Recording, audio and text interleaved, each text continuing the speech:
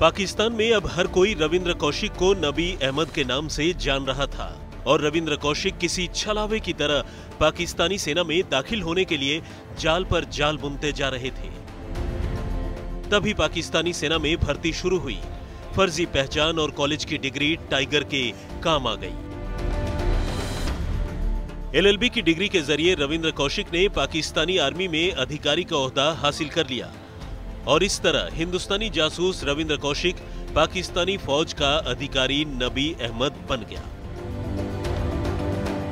और यहीं से शुरू हुआ टाइगर का असली मिशन, क्योंकि सेना में टाइगर की एंट्री पाकिस्तानी फौज के राज पता करने का जरिया बनने वाला था।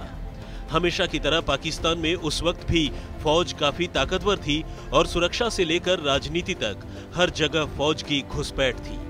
इसलिए रविंद्र के लिए जानकारियां जुटाना आसान भी था और मुश्किल भी। पाकिस्तानी फौज में अपनी सर्विस के दौरान नबी अहमद बने रविंद्र ने फौजी हलकों में अपनी पैठ बनानी शुरू की। किसी को उन पर शक न हो, इसलिए रविंद्र ने वहीं शादी भी कर ली।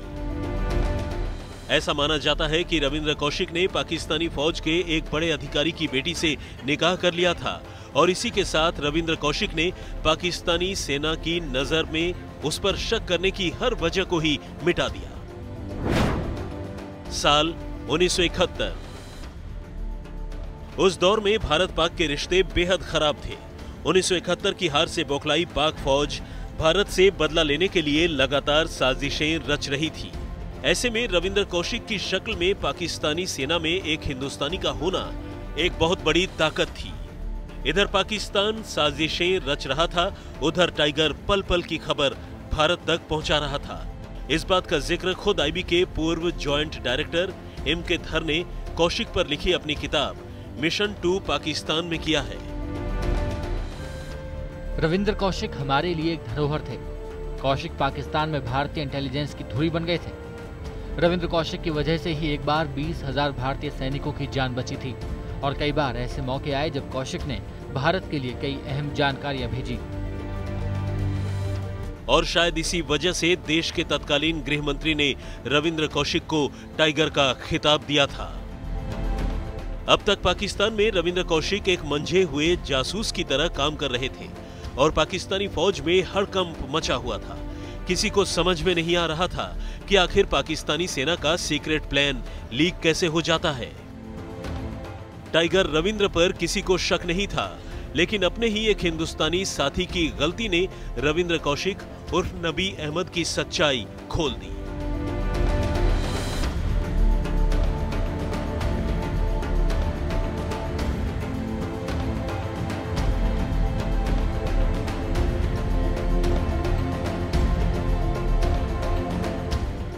कौशिक के बारे में लिखी गई खबरों के मुताबिक साल 1983 में इनायत मसीह नाम का एक और जासूस पाकिस्तान भेजा गया, जिसे रविंद्र कौशिक की मदद के लिए भेजा गया था।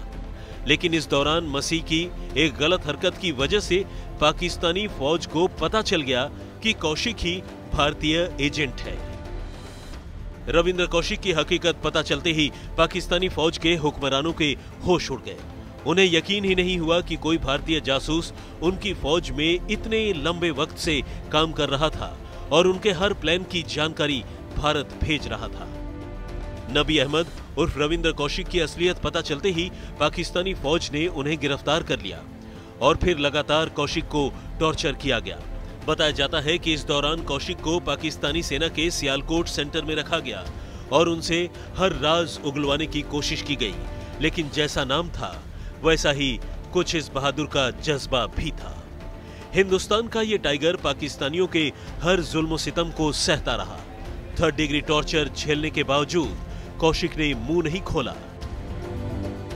सियालकोट सेंटर में जब पाकिस्तानी सेना को रविंद्र कौशिक से कोई काम की जानकारी नहीं मिली तो 1985 में उन्हें मियांवाला जेल भेज दिया गया और तब से लेकर अपनी मौत तक रविंद्र कौशिक मियांवाला जेल में ही कैद रहे।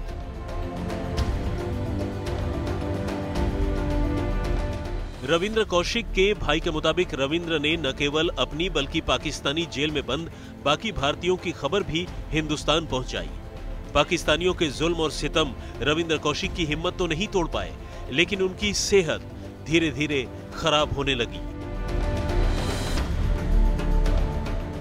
जेल में कैद के दौरान रविंद्र कौशिक दिल की बीमारी और टीबी से पीड़ित हो गए थे, जिसके चलते साल 2001 में उनकी मौत हो गई। भारत मां का ये सपूत तो फर्ज की राह में अपनी जान कुर्बान कर गया, लेकिन अपने पीछे छोड़ गया वो दास्तां जिसने उन्हें बना दिया हिंदुस्तान का टाइगर।